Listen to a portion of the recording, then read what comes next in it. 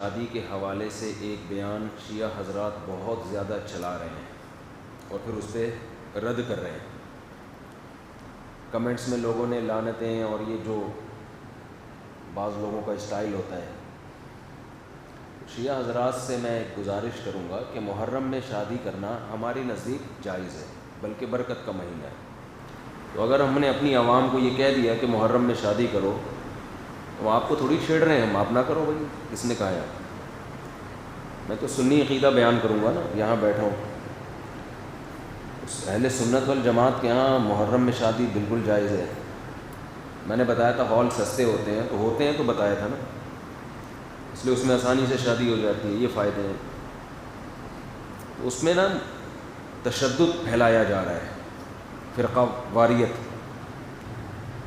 تو جب ہم آپ کے مسلک کو چھیڑ ہی نہیں رہے، ہم تو کب کہہ رہے ہیں کہ شیعہ کے ہاں جائز ہے، ہم کہہ رہے ہیں سنیوں کے ہاں جائز ہے.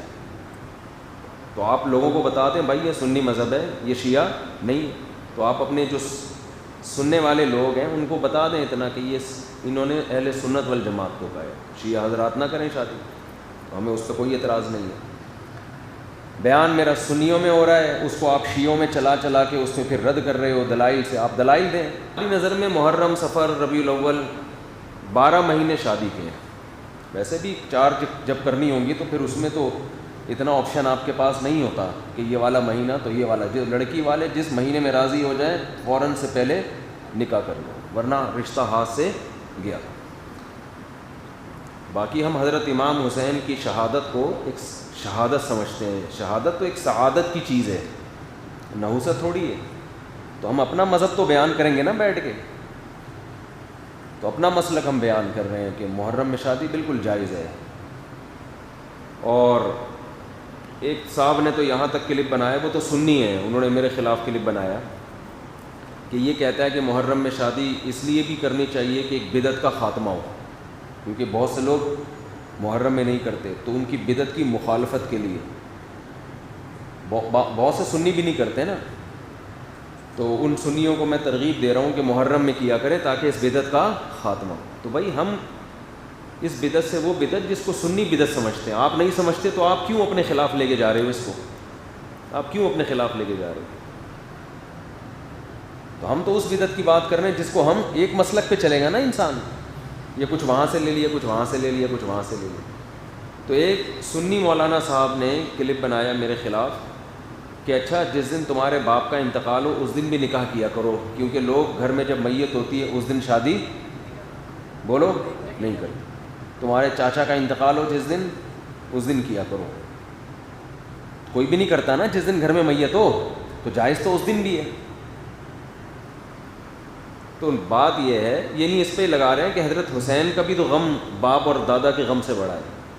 جس دن حضرت حسین کی شہادت ہوئی تھی، جب ہوئی تھی جس ٹائم پہ، اس دن کوئی غم میں نہ کرتا تو ہمیں کوئی اعتراض نہیں ہے. جس دن آپ کے ابا کا انتقال ہوا اس دن انسان غمزدہ ہوتا ہے، کھایا نہیں جاتا، شادی کیا کرے گا وہ؟ تبھی تو حدیث میں حکم ہے کہ جس کے ہاں میت ہو جائے 3 دن اس کے گھر کھانا پہنچاؤ.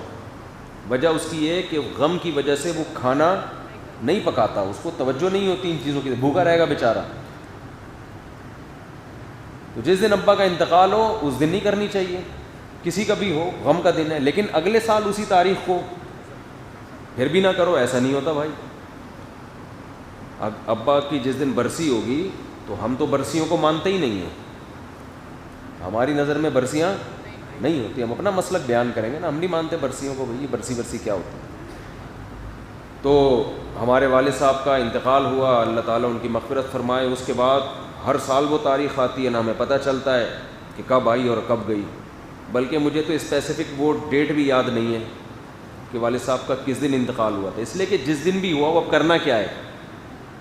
دعا کرنی ہے آپ نے، وہ تو جب یاد آئے کر لیا کرو بھائی. اب تو والد کو، والدہ کو ضرورت اس کی ہوتی ہے کہ بعد والے ان کے لیے دعائیں کریں، اور وہ خاص اس تاریخ میں جس دن انتقال ہوا تھا اس تاریخ میں دعا کی قبولیت کا زیادہ امکان ہوتا ہے. ایسی کوئی حدیث ہمارے پاس نہیں ہے. تو ساری زندگی انگریز مناتے ہیں نا مدر ڈے اور فادر ڈے، ہم نہیں مناتے کیونکہ ہمارا تو روز ہی مدر ڈے اور روز ہی فادر ڈے. انگریزوں کا سال میں مدر ڈے زیادہ ہوتا ہے، فادر کا تھوڑا ان کے یہاں تھوڑا پرابلم ہے. کچھ لوگ منا رہے ہوتے ہیں, کچھ لوگ جن کے ہوتے ہیں وہ منا لیتے ہوں گے. مدر ڈے بہرحال وہ سب منا رہے ہوتے ہیں. تو ان کے ہاں وہ اس لیے مناتے ہیں مدر ڈے اور فادر ڈے کہ ان پورا سال ابا اماں کو پوچھنے کی توفیق نہیں ملتی. ہمارے ہاں تو بھائی روز ہی ابا ہیں. تو وہ یہ تھوڑی کہ 1 جنوری کو ابا تھے, 2 کو ابا نہیں ہے. وہ 2 کو بھی ابا ہیں, 3 جنوری کو بھی, فروری میں بھی وہی ابا, مارچ میں بھی وہی ابا. ایسا ابا کہاں سے لبا, پنجاب والے کہتے ہیں. پنجاب میں زبان بڑی مستعفی بولی جاتی ہے. وہ ایک صاحب اپنے ابا کے بارے میں کہہ رہے تھے میرے ابا یوں, اس نے کہا ایسا ابا کہاں سے لبا. لبا کسے کہتے ہیں, پایا, پتہ نہیں, خیر پائے کو کہتے ہیں نا, کہاں سے پایا. تو ہمارا تو بھائی روز ابا ڈے ہے اور روز مدر ڈے, زندگی میں بھی اور موت کے بعد بھی روز ہی ان کے لیے. جب بھی دعا, مجھے تو اللہ ٹوٹی پھوٹی توفیق دیتا ہے, جب بھی ہاتھ اٹھا کے دعا کرتا ہوں تو سب سے پہلے اپنے والدین کے لیے. تو ہاں اب وہ تاریخ ابا کی ڈیتھ, وہ تاریخ آئے گی بھی نا انتقال کی, تو اس تاریخ میں تو ہم شادی بھی کرتے ہیں اور خوشیاں بھی منا رہے ہوتے ہیں, کیونکہ وہ جو دن تھا وہ دن چلا گیا. اور ویسے بھی 3 دن سے زیادہ تعزیت کو شریعت نے پسند نہیں کیا. 3 دن غم کے بہت ہوتے ہیں. تو اس کے بعد اپنے ان کے احکام کو فالو کرو. تو اہل سنت والجماعت کے ہاں محرم, صفر, ربیع الاول, ربیع الثانی, یہ سب مہینوں میں شادی جائز ہے. شیعہ حضرات نہ کریں, ان کا اپنا مسلک. تو لیکن اس پہ کلپ بنا کے نیگیٹیوٹی پھیلانا یہ غیر اخلاقی حرکت ہے. اور کلپ بھی کاٹا جاتا ہے, اتنا سا, پوری بات سامنے نہیں آتی ہے, اتنا سا کلپ کاٹ کے چلا رہے ہوتے ہیں. تو یہ فیس بک پہ بہت زیادہ بدتمیزی ہو رہی ہے اس ٹائپ کی. تو پھر بھی اگر کوئی نہ کرے محرم میں تو نہ کرے, ہم کو گن پوائنٹ پہ تو کروا نہیں رہے اس کی, پھر بھی نہ کرے. میری ایک دفعہ شادی محرم میں بھی ہوئی تھی, تو حقیقت ہے. تو مجھے یاد ہے 9 محرم کو ہم نے وہ ولیمے کا لوگوں کو بولا, تو وہ بعض لوگوں کے منہ بن گئے کہ یہ کون سا دن ہے. تو میں نے کہا بھائی ہمیں تو آج ہی اتفاق سے فرصت ملی ہے, تو جب شادی ہوگی تبھی ولیمہ ہوگا نا. تو نکاح ہوا تھا 1 آدھ دن پہلے, تو بھائی اب آج ہی ہے, تو انہوں نے آ گئے, پھر وہ کھانا کھوڑنے سب پہنچ جاتے ہیں.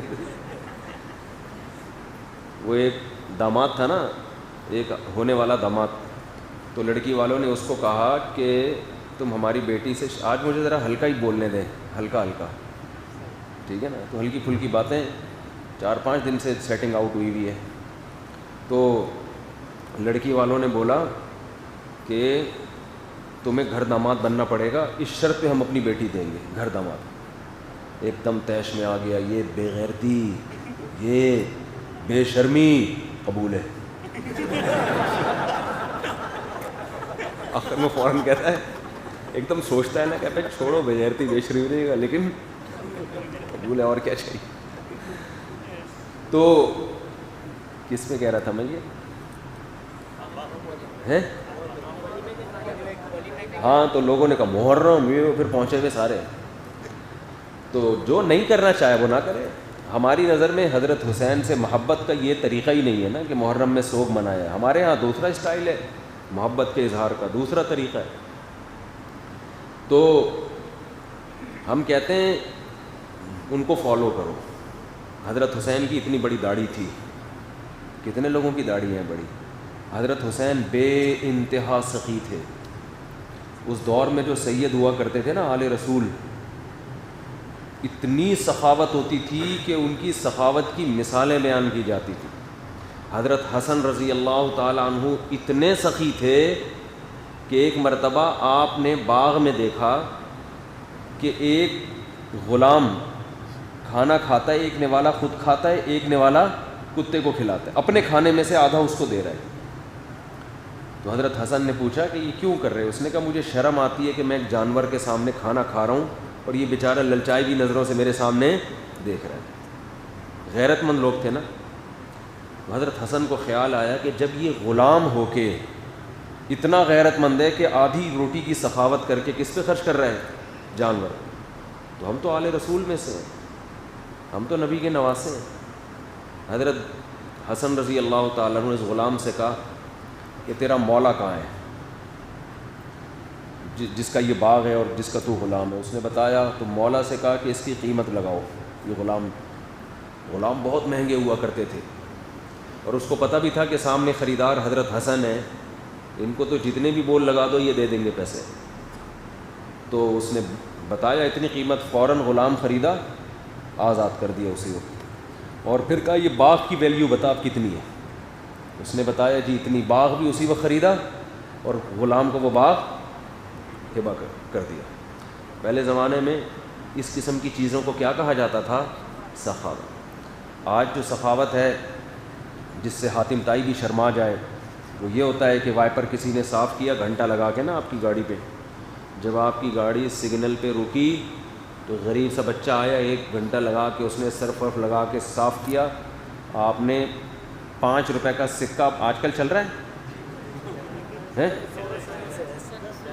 10 روپے کا چل رہا ہے نا, 5 کا بھی ہے, تو وہ تلاش کیا, وہ لگا کے اس کو دیا اور حاتم طائی کی برزخ میں نیلیں اڑا دی. اور یہ بھی اس لیے کیا کہ کسی پیر صاحب نے, بزرگ نے کہا ہوا تھا کہ صدقے سے بلائیں ٹلتی ہیں.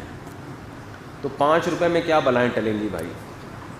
5 روپے میں ٹھیک ہے, صدقہ نہ کرنے سے یہ بھی بہتر ہے.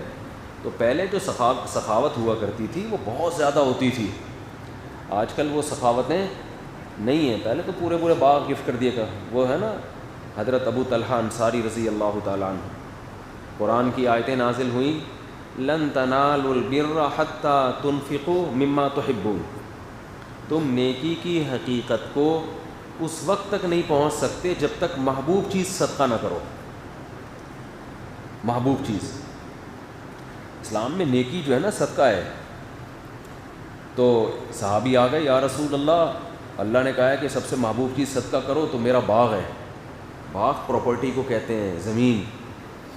تو یا رسول اللہ وہ میں صدقہ کرنا چاہتا ہوں. آپ نے فرمایا بخن ذاک مال رابح, واہ واہ یہ تو بڑا قیمتی مال لے آئے تم بھائی. تو آپ نے ان کو مشورہ دیا اپنے چچا کے بیٹوں کو دے دو. کس کو دے دو؟ جو لوگ بھی کوئی ٹرسٹ ہے ان کا, یا لوگ ان کے ساتھ تعاون کرتے ہیں غریبوں کو دینے کے لیے, اگر کوئی ان کے پاس رقم لے کر آئے نا کہ یہ زکوٰۃ کی رقم کہاں دوں, فوراً کہے گا بھائی مجھے دو, میں صحیح جگہ پہنچا دوں گا. ہوتا ہے نا, ہر آدمی چاہتا ہے بھائی کہاں آئے میرے پاس. میں نے تو دیکھا ہے بہت سے ٹرسٹ وہ یہی کہہ رہے ہوتے ہیں ہمیں ہی دو, لیکن آپ صلی اللہ علیہ وسلم خود لے بھی سکتے تھے, ان سے لے کے مسلمانوں پہ خرچ کر دیتے ہیں بھائی. آپ لے کے بیت المال میں جمع کرا دیتے, چلو بھی کسی کے کام آئے گا. آپ نے فوراً فرمایا اپنے چچا کے بیٹوں کو جا کے دے دو, گفٹ دے دو. اس سے پتہ چلتا ہے دیکھو ہمارے نبی کیسے, اللہ نے آپ کے دل سے مال کی کوئی لالچ نہیں, یہ بھی نہیں کہ میری جیب سے لوگوں میں جائے, کچھ بھی نہیں. اتنا قیمتی مال کیا فرما رہے ہیں اپنے چچا کے بیٹوں کو. کہتے ہیں لیڈر جو ہے نا, لیڈر کامیاب لیڈر وہی ہوتا ہے جس میں قربانی کا جذبہ ماتحتوں سے زیادہ ہو, اپنی ذات کو بالکل بھلا دے. حالانکہ نبی اگر لیتے تو اپنے لیے تھوڑی لے رہے تھے, وہ بھی دوسروں کے لیے لیتے نا, لیکن آپ فرمائے ڈائریکٹ جا کے چچا کے بیٹوں. آج عام طور پر یہ جذبہ نظر نہیں آتا. اگر کوئی آپ سے آ کے مشورہ لینا, میرے پاس 1 کروڑ روپے ہیں, میں ہدیہ یا صدقہ دینا چاہتا ہوں, بتاؤ کون؟ وہ کہے گا میں ہوں. سب سے پہلے تو اپنا ذکر کرے گا, اور اگر اپنا نہیں تو کہے پھر میرے ذریعے سے دو, تاکہ دھونس کون جمائے بعد میں, میں. وہ اس کا نام تھوڑی آئے گا جس نے دیا ہے, نام آئے گا ہمارا بھائی. تو یہ لوگوں میں ہوتا ہے. تو اس میں کچھ مخلص بھی ہوتے ہیں, لیکن اصل اخلاص یہ ہے کوئی صدقے کی رقم لے کر آئے, آپ بولو بھائی اپنے رشتہ داروں کو. نبی نے کیوں فرمایا؟ اس لیے کہ اسلام کا ایک بہت اہم حکم ہے رشتہ داری جوڑنا. کیا حکم ہے؟ تو آپ نے عمل کر کے دکھایا بھائی. اپنے چچا کے بیٹوں کو دو گے, جب وہ باغ دیں گے اپنے چچا کے بیٹوں کو, تو چچا کے بیٹوں میں کبھی بغض, غیبت, بہتان ہوگا؟ بھائی آج کل یہ ہوتا ہے نا کہ میرے چچیرے ہی میری ٹانگیں کھینچتے رہتے ہیں, یہ ہے نا ہیڈک. لوگ مجھے کہتے ہیں مفتی صاحب آپ رشتہ داروں کی بات کرتے ہو, سب سے زیادہ تو گڑا رشتہ دار کھودتے ہیں ہمارے لیے. سب سے زیادہ غیبتیں آپ کے رشتہ دار آپ کے خلاف کر رہے ہوتے ہیں. لیکن کیا ابو طلحہ انصاری کے رشتہ دار نے کبھی ان کی غیبت کی ہوگی اس کے بعد؟ کو پتہ ہے بھائی صاحب انہوں نے اتنا بڑا ظرف مجھے پورا باغ ہدیہ دے دیا. تو رشتہ داری جوڑنے کے لیے روکھڑے کا خرچ کرنا بولو ضروری. روکھڑے کی بات آئی تو ایک اور آئے ذہن میں آ گئی ہے, وہ کر کے پھر آگے چلتے ہیں.